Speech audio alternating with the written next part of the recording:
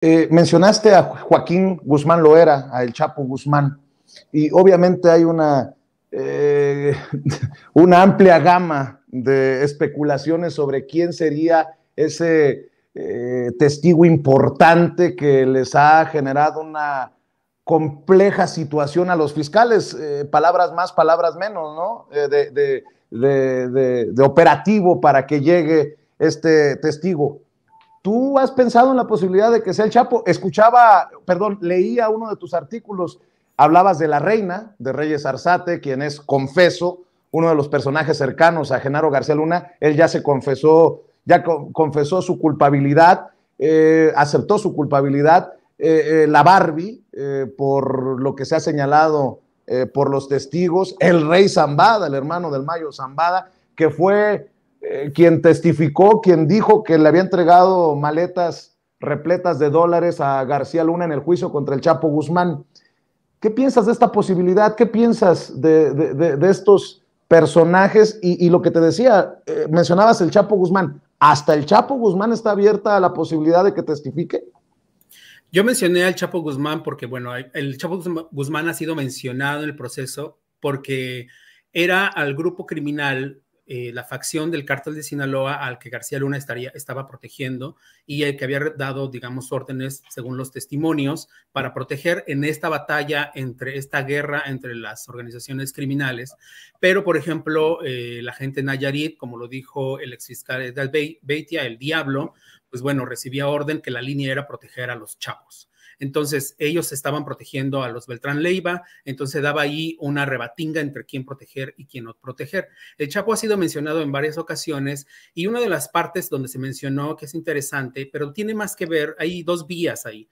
El agente del FBI, José Moreno, mencionó un operativo en 2012, en febrero de 2012, un operativo fallido para detener al Chapo Guzmán con información que se tenía después de que, bueno, ya habían ya habían hecho el hackeo, bueno, no el hackeo, sino un juez había autorizado la revisión del espionaje de los teléfonos de de Joaquín el Chapo Guzmán.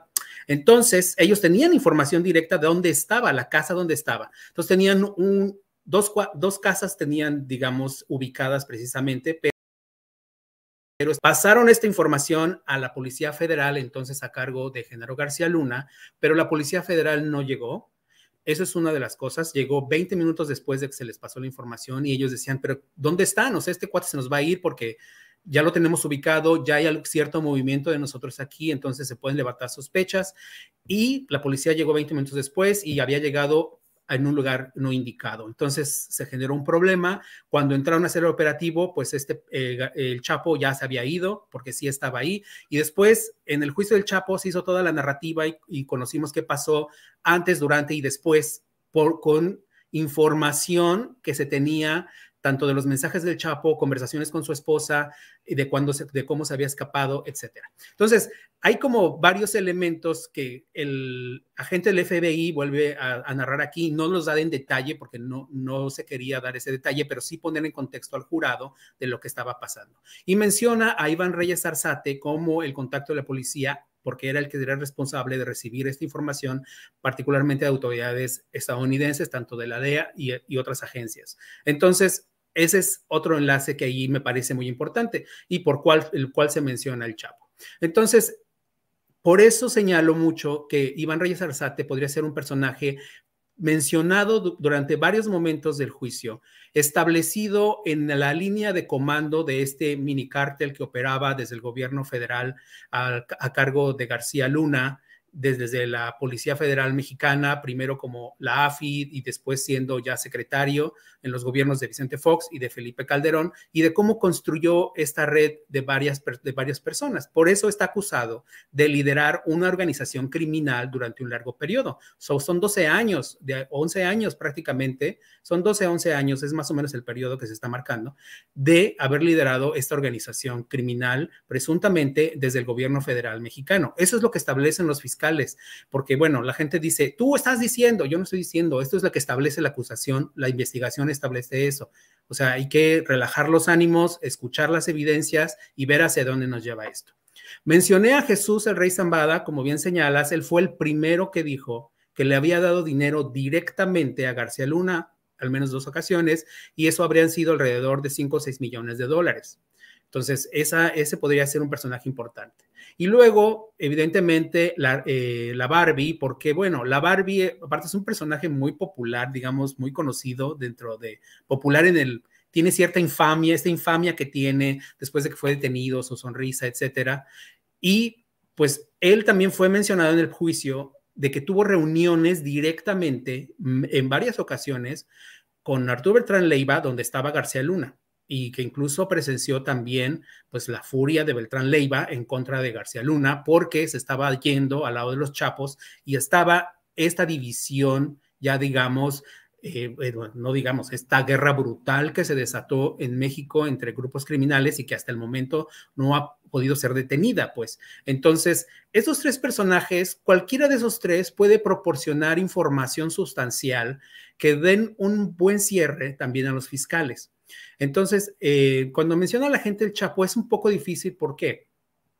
El Chapo es el personaje, fue considerado el enemigo público número 1 de los Estados Unidos, está sentenciado a cadena perpetua, se ha quejado de la situación que vive en la prisión, pero es algo de lo que se ha quejado desde que estaba incluso en la prisión, en el centro de detención metropolitano en Manhattan.